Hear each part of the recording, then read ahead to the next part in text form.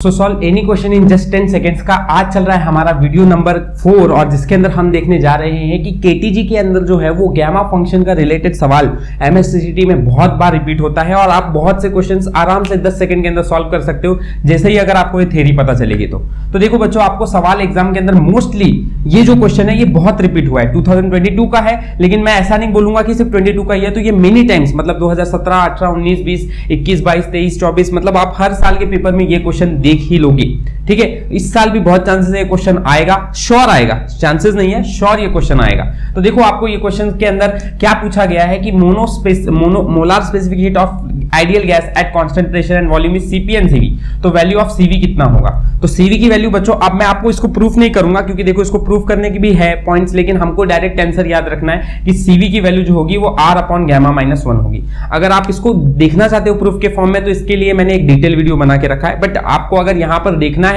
कि सीवी की value direct exam में पूछी तो क्या होगी, तो अगर r की भाषा में पूछी और गैमा की भाषा में तो यही ऑप्शन आपका करेक्ट है, r upon gamma minus 1। Same similar question, repeated question ऐसा आपको सीवी के लिए भी आ चुका है और बहुत बार एग्जाम में मिलेगा भी इस बार भी, तो वो वैल्यू होती है r gamma upon gamma minus 1। तो ये दोनों कॉन्सेप्ट सीवी और सीपी, ये दोनों कॉन्सेप्ट के आंसर्स को डायरेक्ट ध्यान में रखो। यहां आप लोगों को ऐसा भी हो सकता है कि आपको कैलकुलेट करने को बोल दे, तो आप याद रखो इस फॉर्मूले को। इससे आप या तो क्वेश्चन में कैलकुलेशन पूछा जाए तो भी कर लोगे, या फिर डायरेक्ट फॉर्मूला पूछा गया जो कि बहुत ज्यादा चांसेस है पूछेंगे तो वो आप कर सकते हैं। ठीक है, चलिए तो ये दोनों कॉन्सेप्ट के रिलेटेड सिर्फ क्वेश्चन के आंसर्स पे ध्यान दो कि सीपी और सीवी जो होता है वो ये वैल्यूज हैं आपके। ठीक है, इसके बाद जो एमएसटीसीटी में पूछा जाता सवाल है वो है आप लोगों का, अगर गैस की वैल्यू r अपॉन सीवी की वैल्यू 0.67 है, ऐसे ही आपकी वैल्यू कभी कभी एग्जाम में 0.4 लिख देते हैं या फिर 0.2 लिख देते हैं, ऐसे अगर आपको लिखा हुआ आया और पूछ रहे हैं कि किस गैस से ये मॉलिक्यूल बना हुआ है, तो आपको बस इतना ध्यान रखना है कि ये चार में अगर यहां पे 0.67 आया,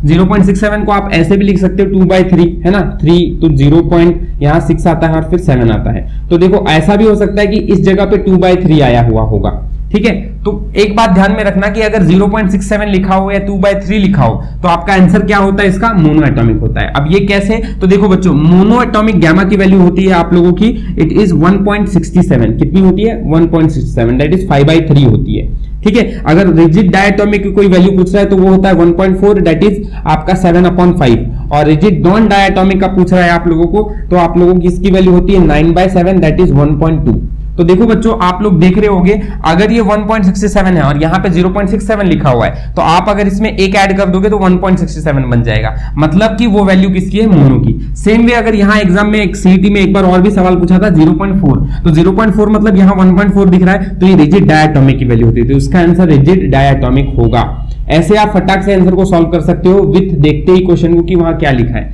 थोड़ी बात आप ये भी गौर करना कि 0.4 का मतलब हर वक्त 0.4 लिखा हुआ नहीं आएगा, 0.67 का मतलब 2/3 भी लिखा हुआ आ सकता है। सो आपको केयरफुल रहना कि देख लेना आप रेशो को सॉल्व करने के बाद क्या उसका आंसर 1.67 है कि 1.4 है कि 1.2 है। अगर ऐसा कुछ है तो आप डायरेक्ट आंसर आंख बंद करके बोल सकते हो yes it has the value of gamma non rigid, ये आपकी वैल्यू 1.2 है और वो गैस अपना नॉन रिजिड डायटोमिक है। ठीक है, ऐसे आप तरह के पहले तो इस थ्योरी पे ध्यान रखो और ऐसे टाइप का क्वेश्चन आया तो फटाक से आप सॉल्व कर सकते हो, ये भी बात है। ठीक है, एक क्वेश्चन और भी एमएसटीसीटी में आ सकता है कि अगर पॉलीएटॉमिक गैमा की वैल्यू कोई पूछे तो आप लोगों को ये याद रखना है कि 4+f अपॉन 3+f होता है। ठीक है, सो इस वीडियो के अंदर बस मुझे इतना ही समझाना था कि ये कंसेप्ट पर आप बहुत अच्छी तरह से गौर करें, आसानी से सारे क्वेश्चंस यहाँ के सॉल्व हो जाते हैं केटीजी से और आपको आपके शिफ्ट में ये क्वेश्चंस मिलेंगे। ठीक है, चलिए तो इस तरह से वीडियो खत्म होता है। वीडियो अच्छा लगा है तो लाइक शेयर एंड सब्सक्राइब जरूर कर लेना। थैंक यू फॉर वॉचिंग, मिलते हैं नेक्स्ट वीडियो के